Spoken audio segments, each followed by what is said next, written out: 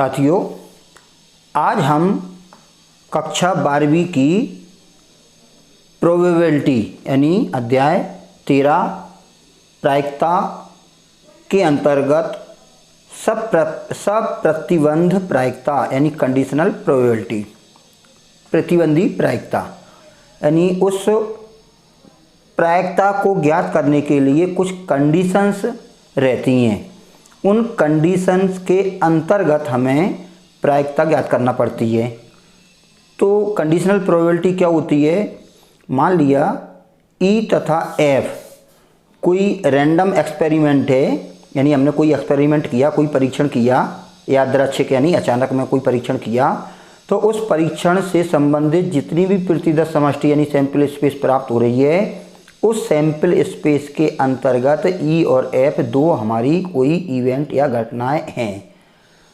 तो हमें पता है कि F के घटित होने की सूचना पर, यानी हमें मालूम है कि उनमें से एक घटना घट चुकी, तो दूसरी की प्रायिकता इस फॉर्मूले से होगी, यानी घटना F के घटित होने के उपरांत घटना E की घटने की प्रायिकता होगी E upon F। E upon F का मतलब होता है E की प्रायिकता है जी, और E की प्रायिकता कब? जब घटना F घट चुकी है।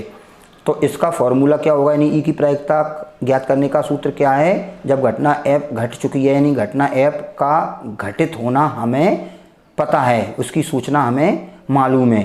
तो इन दोनों के इंटरसेक्शन की प्रायिकता यानी PE intersection F upon PF यानी जो घटना घट चुकी उसकी प्रायिकता का अनुपात यदि हम ज्ञात करेंगे, तो इसके अनुपात को हम E की प्रायिकता कहेंगे कब? जब घटना F घट चुकी है। बस यहाँ पर यह ध्यान दिया जाए कि F की प्रायिकता यानी प्रोबेबिलिटी 0 नहीं होना चाहिए, क्योंकि यदि F की प्रोबेबिलिटी 0 हो जाएगी तो फिर वो अपरिभाषित हो जाएगा। डिनोमिनेटर यानी हर, जी अंश से जी हर है, तो हर में यदि 0 हो जाता है तो वो संख्या अपरिभाषित हो जाती है। तो इसी से रिलेटेड कुछ हम इसकी प्रॉपर्टीज देखते हैं। तो हम लिखते हैं सप्रतिबंध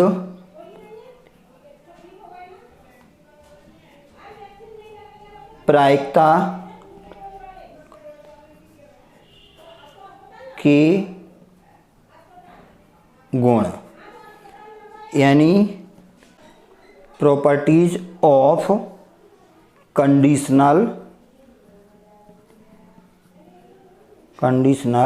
प्रोबेबिलिटी।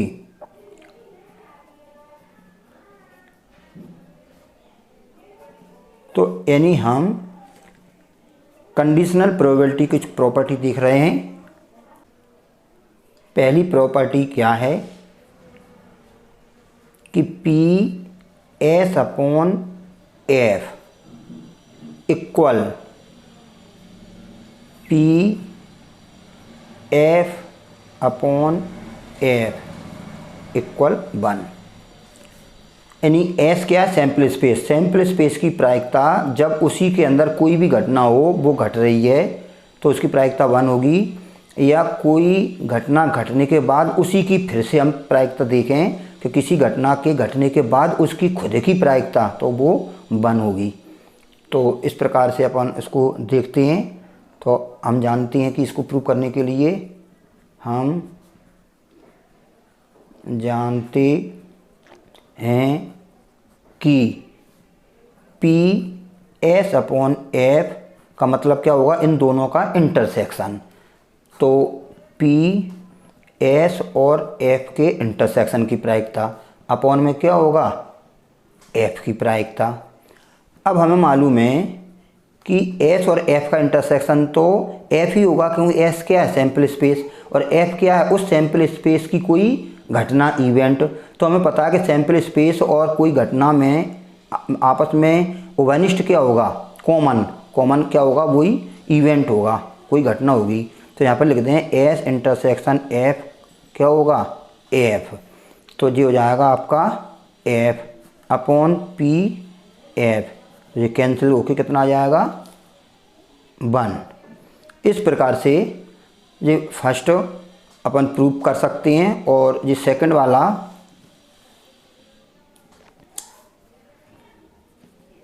इसी प्रकार पी एफ अपॉन एफ, तो हमें मालूम है इन दोनों का intersection P F intersection F upon P F.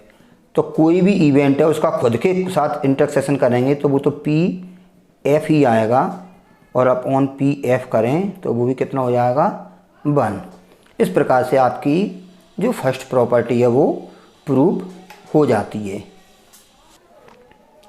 Second property क्या होती है, इसको हम देखें कि यदि ए और बी प्रतिदर्श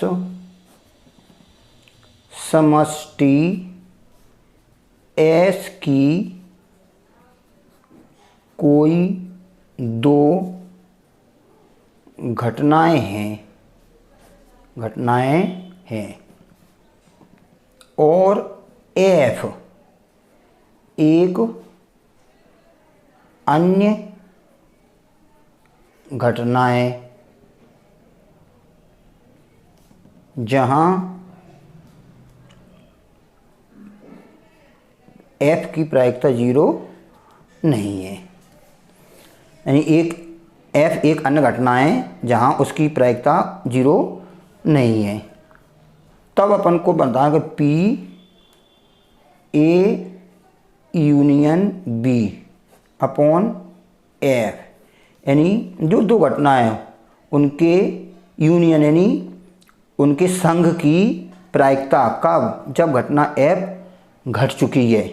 तो क्या आएगा पी ए अपॉन एफ, यानी एफ घटने के बाद ए की प्रायिकता, फिर बी अपॉन एफ, एफ के घटने के बाद बी की प्रायिकता, minus P A intersection B की प्रायिकता कब, जब घटना एफ घट चुकी है। तो ये हमको प्रूव करना है कि दो इवेंट हैं ए और बी, तो उनके एक साथ मतलब उनके ए की या बी की घटने की प्रायिकता कब, जब घटना एफ घट चुकी है। तो घटना एफ घटने के बाद उनकी ए यूनियन बी की प्रायिकता, उस घटना घटने के बाद ए की प्रायिकता और उस घटना के बाद बी की प्रायिकता का योग और उनके एक साथ घटने की प्रायिकता जब घटना एफ घट चुकी है उसके अंतर के बराबर होता है। ये हमको प्रूव करना है। हम जानते हैं कि यदि ए और बी परस्पर अपवर्जी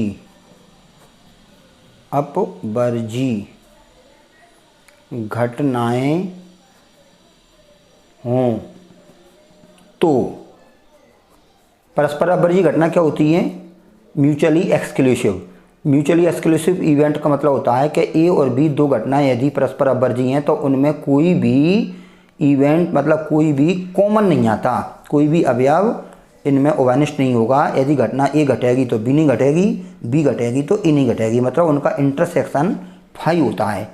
तो वो परस्पर अपवर्जी यानी म्यूचुअली एक्सक्लूसिव इवेंट होती हैं। तो अपन क्या करेंगे कि उसके जो इंटरसेक्शन है वो 5 हो जाता है। तो ए इंटरसेक्शन बी ये 5 हो जाता है, यानी इसमें जो अवयव हैं ए इंटरसेक्शन बी में वो कितने होते हैं 0। तो तब पी क्या हो जाएगा, हमको किसकी चाहिए थी A union B, P A union B कब, जब घटना एफ घट चुकी है। तो फॉर्मूला क्या होता है, तो पी इन दोनों का इंटरसेक्शन ए यूनियन बी और इंटरसेक्शन एफ, ठीक है, अपॉन पी एफ। अब हमें इसमें डिस्ट्रीब्यूशन लॉ लगाएं। तो डिस्ट्रीब्यूशन लॉ क्या होता है कि ए इंटरसेक्शन एफ, ए इंटरसेक्शन एफ, फिर ये यूनियन हो जाएगा बी इंटरसेक्शन एफ।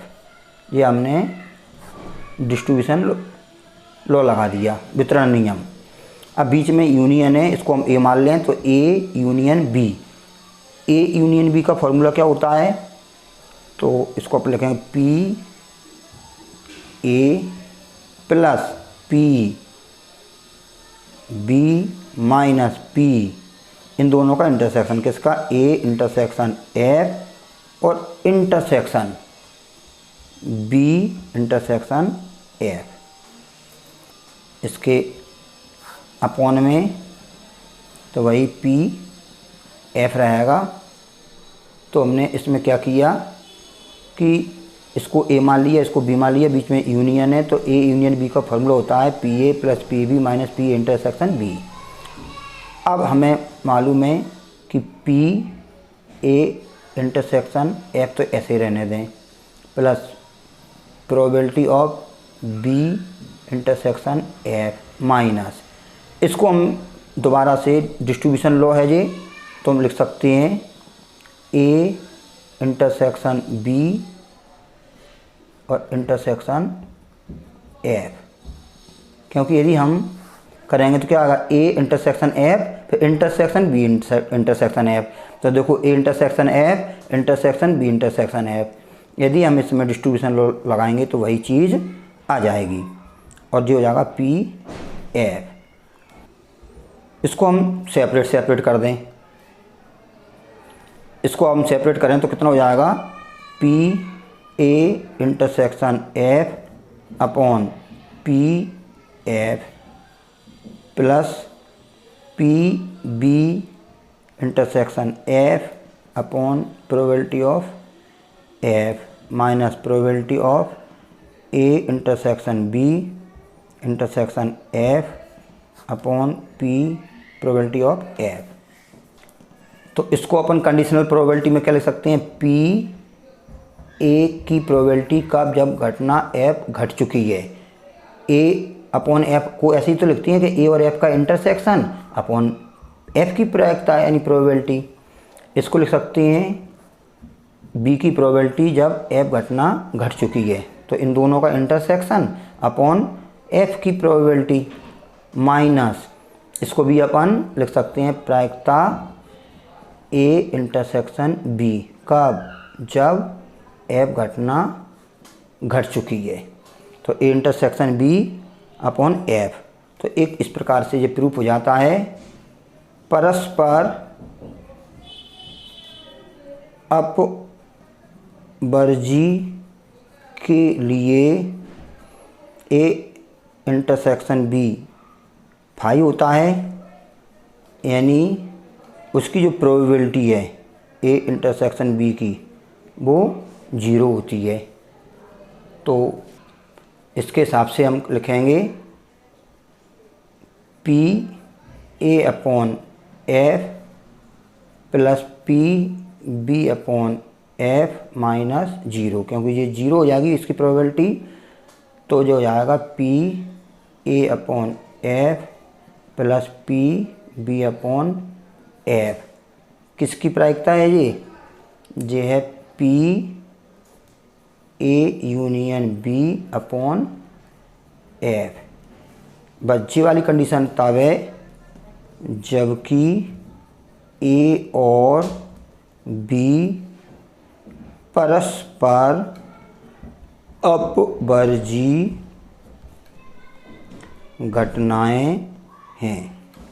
तो इस प्रकार से ये प्रूफ हो जाता है, यानी मेन तो आपका ये प्रूफ है, इसमें प्रायिकता किसकी है, A union B upon F, यानी ए यूनियन बी की प्रोबेबिलिटी जब घटना एफ घट चुकी है तो ये पूरा है। लेकिन यदि परस्पर अपवर्जी के लिए ए इंटरसेक्शन बी फाई होता है और ए इंटरसेक्शन बी फाई करके यदि यहाँ पे इसकी प्रोबेबिलिटी 0 हो जाएगी तो ये 0 प्रोबेबिलिटी हो गई, तो जो हो जाता है। तो ए वाली कंडीशन कब है, जब ए और बी म्यूचुअली एक्सक्लूसिव इवेंट हैं, और यदि म्यूचुअली एक्सक्लूसिव इवेंट नहीं है तो ये आपकी कंडीशन हो जाती है। तो एक आपका ये प्रूफ हो चुका,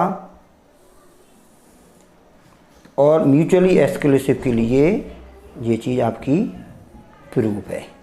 ये 2 कंडीशन आप अच्छी तरह से याद रखना क्वेश्चनों में इनकी अपन को आवश्यकता पड़ती है। तीसरी प्रॉपर्टी है पी ई डैश यानी ई का पूरक, ई के कॉम्प्लीमेंट की प्रोबेबिलिटी जब घटना एफ घट चुकी है, तो वही 1 minus P E upon F. हम जानते हैं कि पी एस अपॉन एफ इसकी प्रायिकता क्या होती है 1। अभी अभी अपन ने इसको प्रूव किया, देखा कि एस यानी पूरा जो सैंपल स्पेस है उसकी प्रायिकता 1 होती है यदि उसके अंदर कोई इवेंट घटे तब भी। तो एफ के घटने के बाद भी एस की प्रायिकता क्या होगी 1। तो अब हम एस को क्या लिख सकते हैं, एस हमारा सैंपल स्पेस है, तो सैंपल स्पेस में कोई भी इवेंट और उसका पूरक, उन दोनों का यूनियन एस होता है, क्योंकि कोई घटना और उसके पूरक की घटना को मिला दिया जाए तो एस बन जाता है। और ये आपका एफ ऐसा है ही। हम यहाँ पे इक्वल में 1 लिखिए, यहाँ पे लिख दें कि ई और ई डैश का जो यूनियन है वो क्या हो जाएगा एस। यहाँ ई और ई डैश परस्पर अपवर्जी घटना है, तो हम लिख दें चूँकि यहाँ ई तथा ई डैश परस्पर अपवर्जी घटनाएं हैं। अब ये दोनों परस्पर अपवर्जी घटनाएं तो क्या हो जाएगा, तब इसको हमने कैसे लिखा था जब परस्पर अपवर्जी घटना है कि ई upon F plus P E dash upon F equal में तो ये 1 है। इसमें हमने पुरानी प्रॉपर्टी लगा दी कि यदि ये दोनों परस्पर अपवर्जी घटना रहती हैं तो इनकी यूनियन की प्रायिकता यानी इसकी प्रायिकता जब घटना ए जे घट चुकी है प्लस इसकी प्रायिकता जब घटना एफ घट चुकी है उनके योग की बराबर होती है और इक्वल में 1 हमारा है। अब हम इसको इधर ट्रांसफ़र कर दें तो जो हो जाएगा P E dash upon F equal 1 minus P E upon F. यही हमको प्रूव करना था, हैंस प्रूव्ड। इस प्रकार हमारी तीनों प्रॉपर्टी प्रूव हो जाती हैं। तो ये तीनों प्रॉपर्टी हमने प्रूव कर दी। अब हम अगला वीडियो इन कंडीशनल प्रोबेबिलिटी को हम अपनी प्रॉब्लम में कैसे यूज करते हैं इसका होगा। तो आप ये वीडियो हमारे देखते रहिए, अपने साथियों को शेयर कीजिए और सब्सक्राइब और लाइक ज़रूर कीजिए, जिससे हम जो भी वीडियो आपके लिए बनाएं उसका मैसेज आप तक पहले पहुंच जाए और आप इन वीडियो का आसानी से उपयोग कर सकें।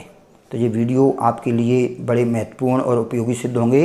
इसी आशा के साथ नमस्कार।